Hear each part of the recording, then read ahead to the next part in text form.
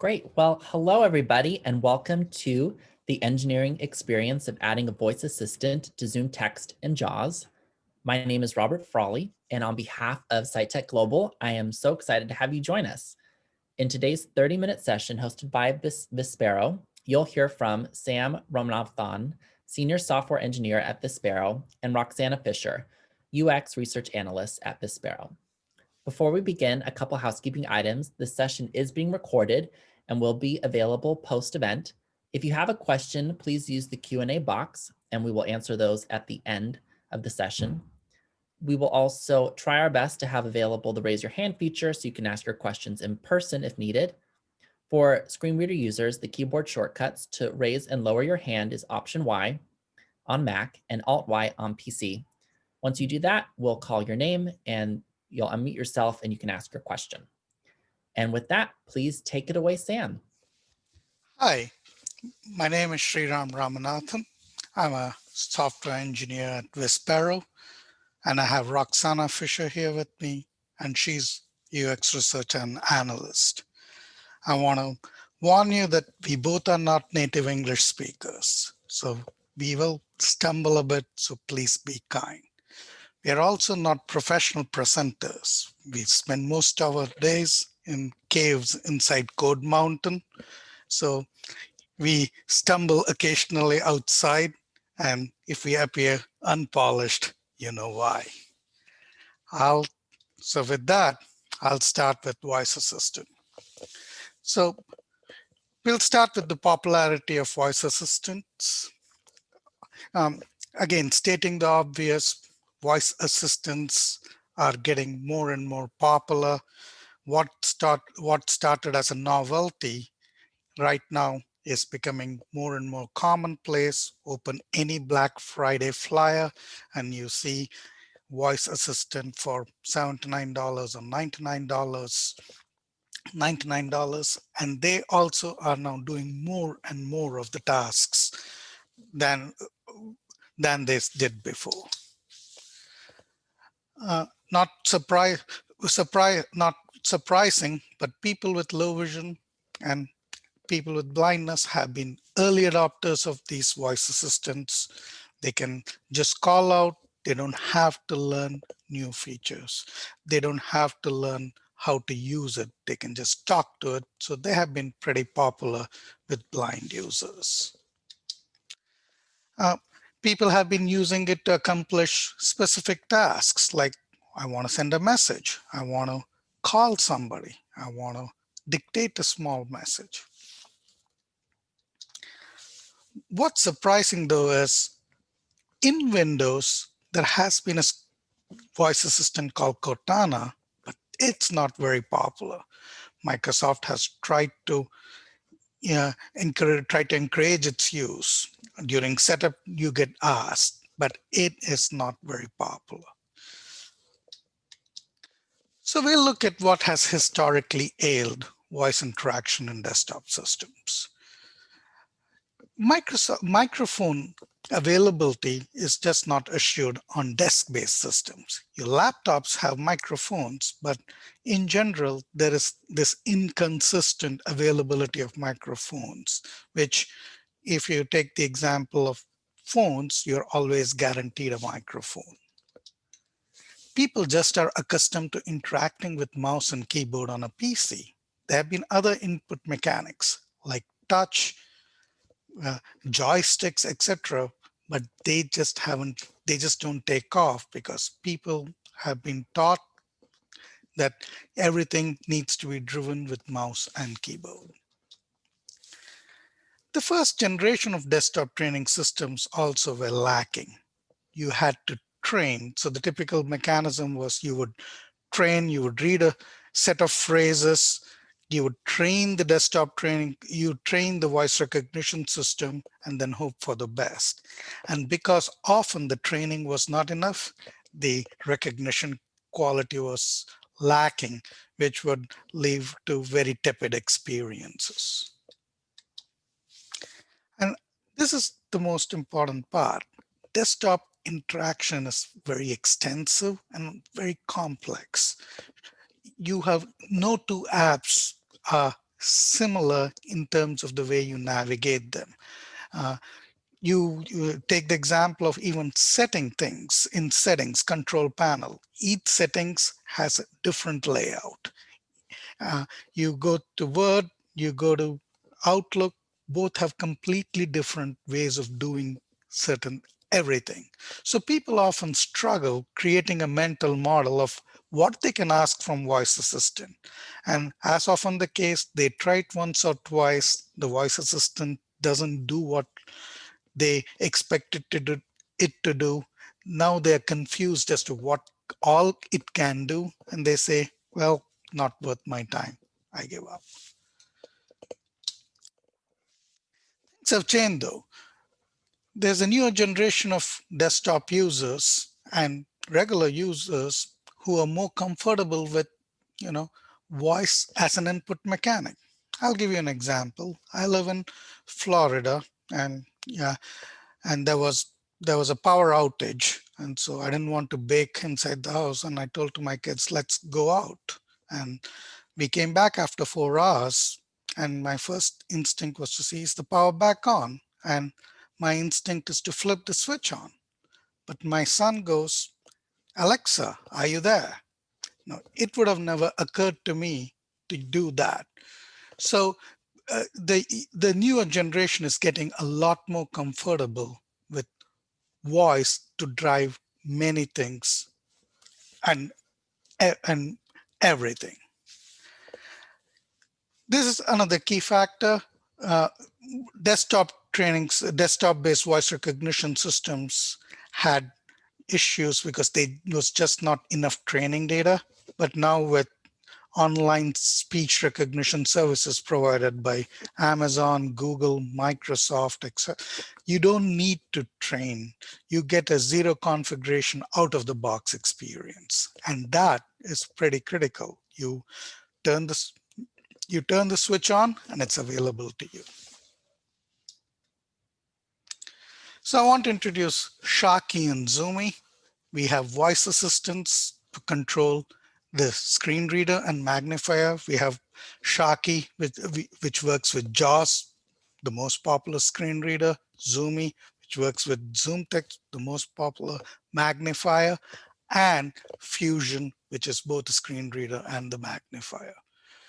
The Sharky is after a shark of JAWS, which has historical connotations, and Zoomy is for the comes after the name Zoom. We decided to provide a simpler mental model for the user to learn. We said, you can only interact with the voice assistant for what screen reader and magnifier can do. And users often have a good idea of what a screen reader and a magnifier can do. Zoomy is designed to reduce the number of times you have to switch to the screen reader screen magnifier application. You will see Roxana demonstrating as to how it works for ZoomText in subsequent slides. Sharky is also designed to reduce the cognitive load of having to remember and look up rarely used keystrokes.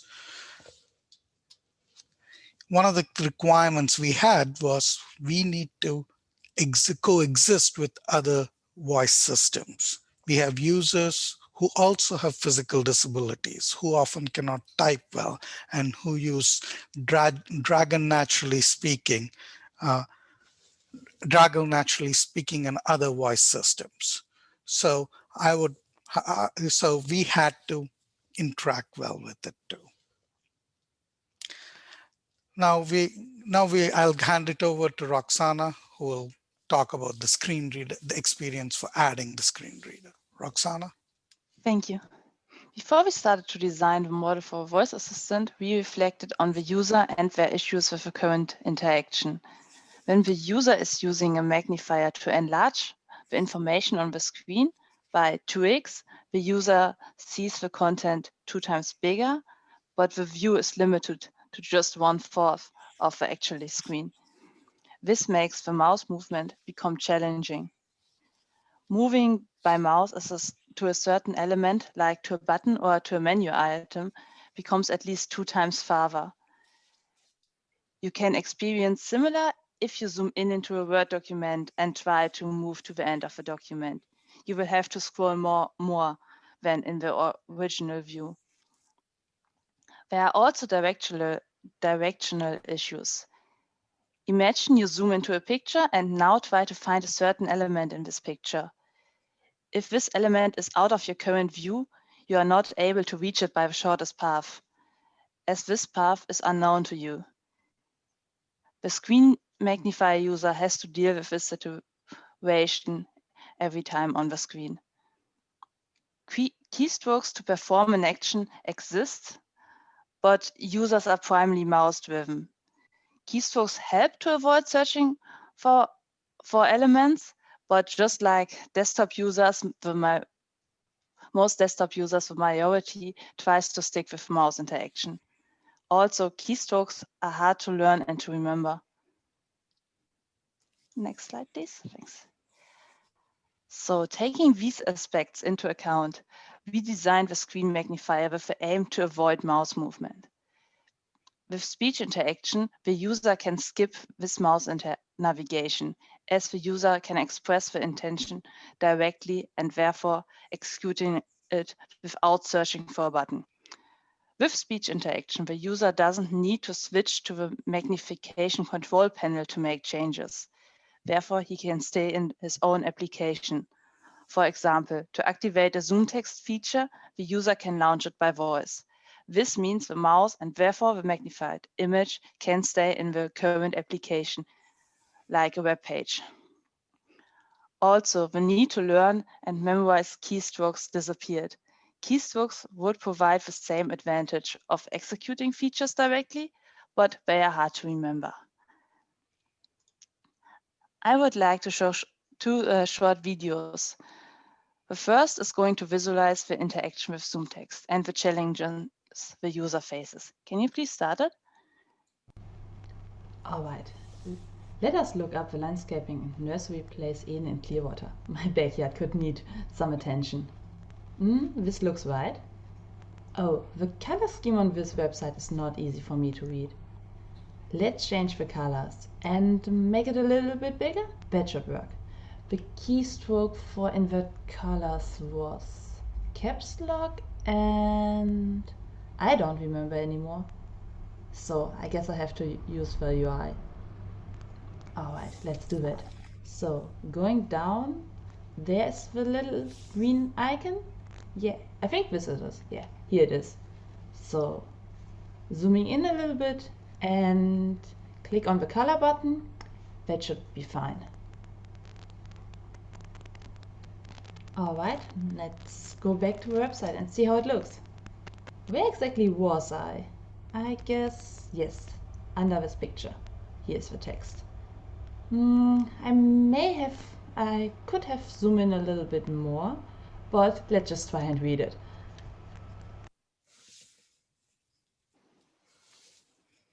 All right. Next, I'm going to show a demo with the same interaction, just using the voice assistant in addition to it. Now, let's try it again with the voice assistant. Going to the landscaping and nursery place Eden in Clearwater, selecting the website. The text on the website is still hard to read for me, so I like to adjust the color and the size. With the voice assistant, I can zoom in step by step, but I also can set the zoom to a certain level. I think a zoom level around 3 or 4 would work. Let's do 3.5. Zoom in. Set zoom level to 3.5.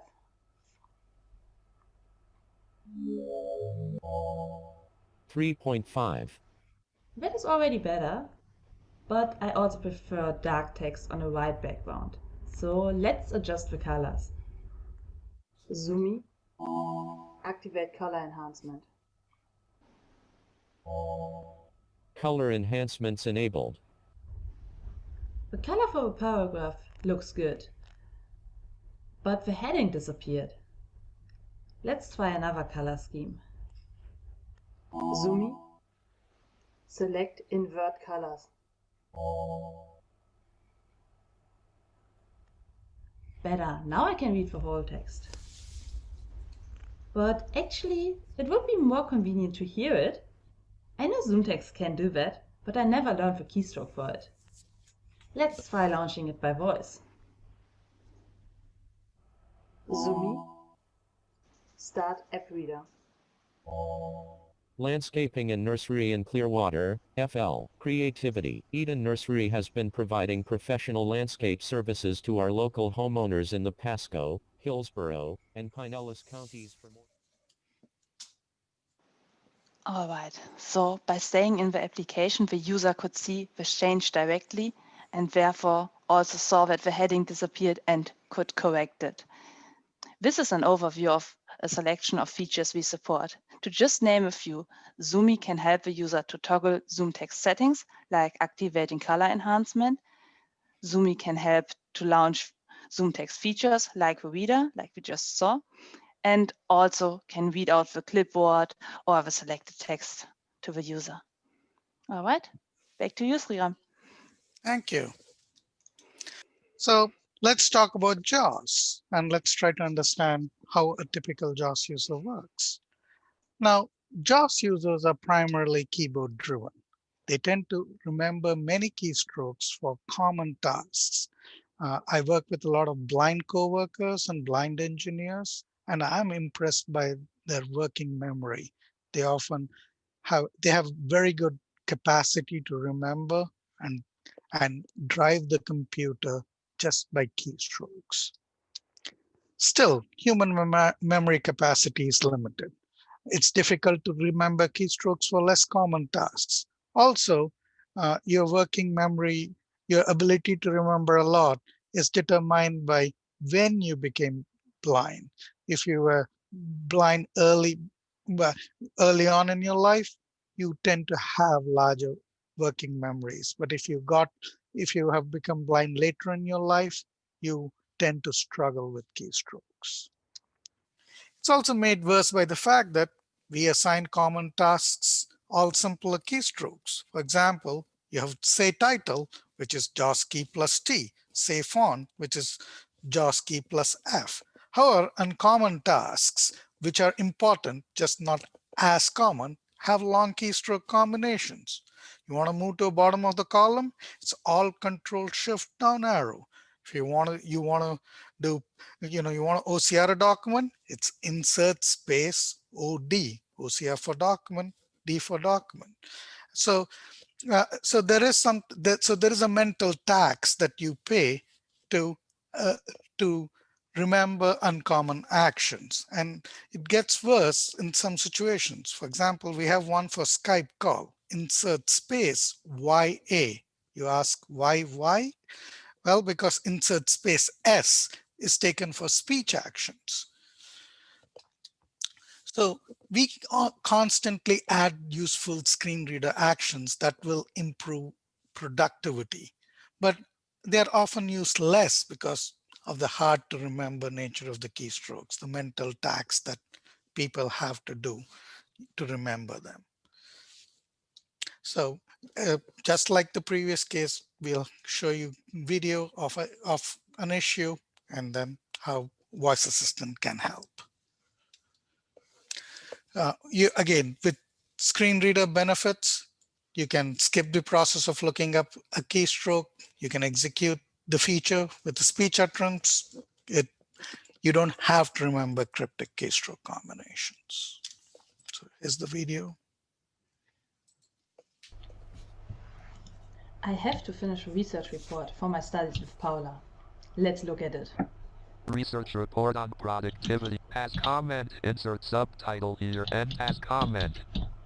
Seems like she added some comments to it. I rarely use the comments, and I don't remember how I can read them. But I guess JAWS command search could help me. Space. Search for JAWS commands. S-E and T. Announce comment. Alt plus Shift plus apostrophe heading left. Move to prior comment. Shift plus N. Dots 1 when quick navigation keys are used. Moves to the prior comment in the Word document. But that just works in the quick navigation mode. Means I have to switch modes before using it.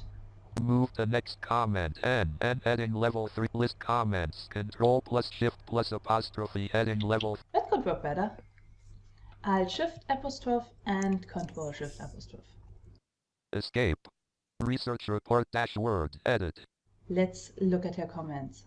Reviewers comments dialog. I can write the abstract. Paul. We must add keywords. Paul about what kind of research we are doing here. We have to explain it more. I Paul, guess I start with we this must one. add blank section 2 page 1 to text. Now the next one. Reviewers comments dialog. So you just saw an issue of somebody trying to review comments in Word. Now we'll see the same example, but with voice assistant.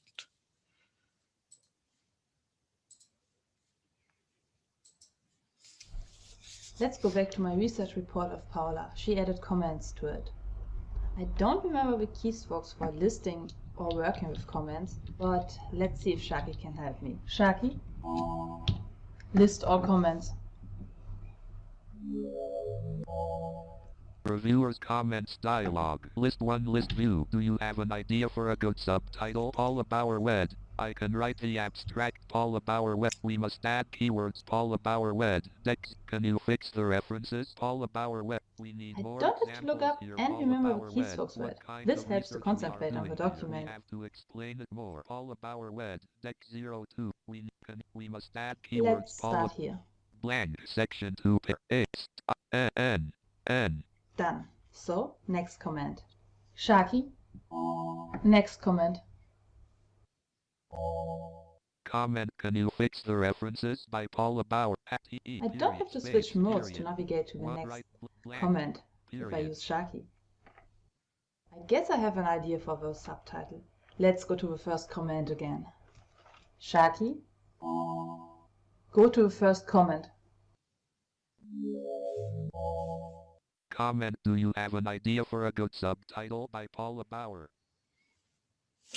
So you just saw this with voice assistant. Now I do want to point out that this is useful for people if you're a lawyer who or a paralegal who lives by comments. It will serve you best to learn the keystrokes for this the best.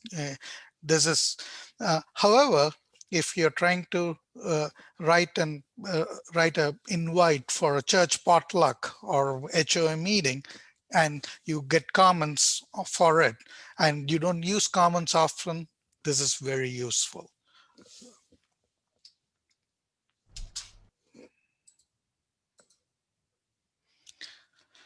Again, here's the list of supported features. You can adjust screen rate, speech rate, you can change settings, you can list all open windows, you can list spelling errors, you can do internet navigation by going to the first heading, you can do Outlook related tasks, etc.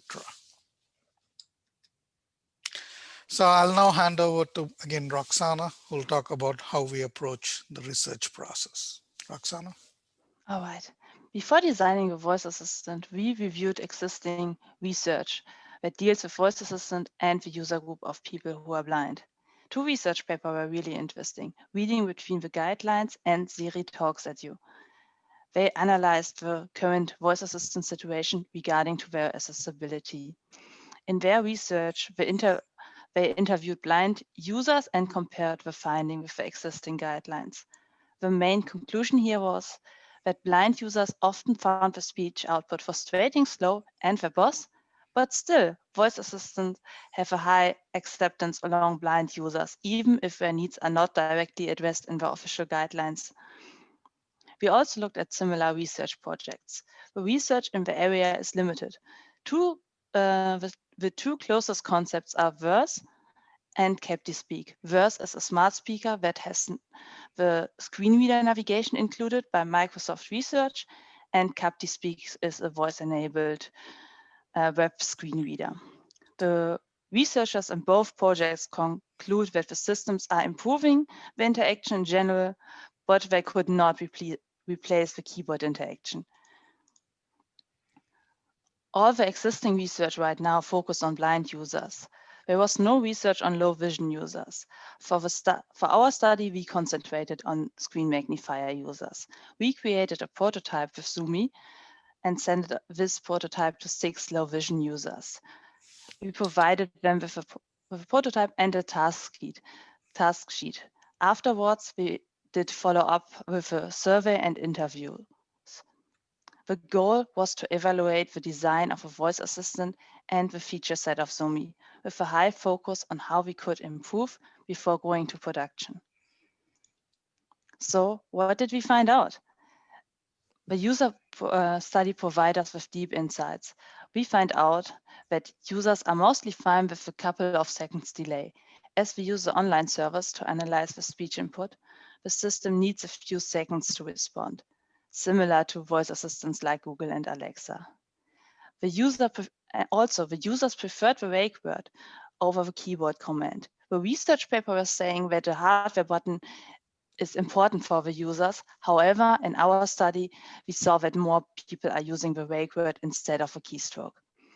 Another important finding was that personas matters to create a natural language model for the voice assistant. The initial training set of example utterances were created by ZoomText engineers. The study showed that we missed on some simple and short utterances. It showed that the users uses complex sentence, but also short, like 1 or 2 term utterances. For example, the user could say, turn on the color enhancement, but also just invert color. So we learned that you need a variation of actual users to create a responsible natural language model for the prediction. For further model design, it is helpful to work together closely with the actual users to provide a more natural way for the interaction. Also, like the existing research on voice assistant and blind users, we also come to the conclusion that the voice interaction cannot replace the keyboard interaction or mouse interaction, but it can be helpful in certain situations. So I want to talk privacy right now and how we deal with privacy. We do like most voice assistants, we do local wake word recognition. That is, no speech data goes, nothing that the microphone here goes to the online recognition service till the wake word is recognized. We also provide an option for if the user is uncomfortable with the microphone listening continuously, you remember one keystroke, then you can invoke the voice assistant by the keystroke, you speak to it, and you get your action done. We do find that in practice, though, people prefer the wake word. We do not collect any IP address or personally identifiable information for voice, and nor do we associate any personally identifiable information with the speech stream. This was a requirement for us because our user base tends to be conservative. We did not want to associate either we didn't want to be able to record or do anything with user action. All the metrics and speech logs that we do get on the server side are anonymized. So what can we see? We can see what a user asks for and what action we executed, but we never see who the user was. We use it to improve existing actions and add new commands and actions. There's also a firewall between the engineering and production systems. Engineers cannot go dragnet fishing on live data to create new features. All the data is reviewed by the product owner, and they get to decide on what new features we want to put. We support 5 languages: English, German, French, Dutch, and Spanish. Here's a short video of it operating in German. Zoomie. Aktiviere die Falschfarben. Farbverstärkung eingeschaltet. Zoomie. Wie spät ist es? 5:14 Uhr am.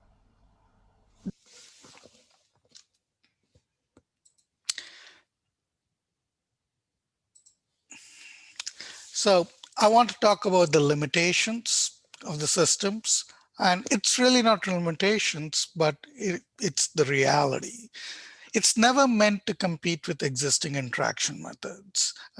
Often voice assistant systems, this is not the first attempt at a voice assistant in the accessibility space, but everybody has tried to be the holy grail of input.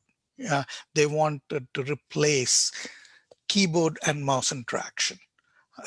We don't intend to do that. We intend this to be a supplement to keyboard and mouse interaction. It will never be as fast as a keystroke. If you remember the keystroke, it's you get response in milliseconds. If you use the voice assistant, your response is measured in seconds. This is more useful if you want a feature that you want to use. You don't use it often, so you use this feature to get to it. Feature discovery is still hard, and this is a problem with all voice assistants. You will not know what you still do not know what all is possible with voice. So we do have a voice assistant help, which you can ask the voice assistant to tell what all it can do, but it can read long, and unless you're used to listening to long audiobooks, feature discovery can be still hard. We will not work in systems without internet connection. We want zero configuration, zero training systems. So this will be hard to use in situations like banks, which at times do not want to allow their systems to talk to the internet. Will always be a gimmick to some, especially the power users. If you have been using JAWS for 20 years, you would probably not find this useful because you know most of the keystrokes. Our user study indicated the same. We had the person, most of them were very excited, except one power user who said, I can do things faster with the keyboard. Why do I want this? So but we understand that this will be very helpful for new users and even power users who operate in a limited space and want to use some features they know exists, but just can't remember the keystrokes. It's not a personal assistant like Alexa and Siri. We will never support the range of actions, but that's by design. We want this to be screen reader specific, so that the user, we know that user base best. We understand the screen reader users and the magnifier users the best. So that's where we can provide and add value. So what does the future hold for the voice assistant? We want to learn from the anonymous speech logs to see what the user wants and add those commands. We want to add a UI to see how the system interprets the voice commands they issue. We do have some Bluetooth headset limitations that are technology related. Many of Bluetooth headsets can listen. If they are listening, they cannot do output. So we want to work around that. I do want to end up with saying that we have had good response to the feature. People have not only found it exciting, but useful. So it's now question and answers time. I see 6 questions, so I'll go. So the first question is from Craig Warren. What if the voice assistant mishears you? Well, you get a response saying, sorry, I did not get that, and you have to reissue the command. Can you change the name of the assistant? Not yet, but we are hearing the request. Any name change probably will be within a limited set of possibilities. But right now, you do have to say Shaki or Zoomy. Kristen Gonzalez is asking, I'm the trainer for ZoomText and JAWS, but my organization has not yet updated to the 2021 version. I would like to have a list of voice commands, but I'm not able to find one online. Like I can for the shortcut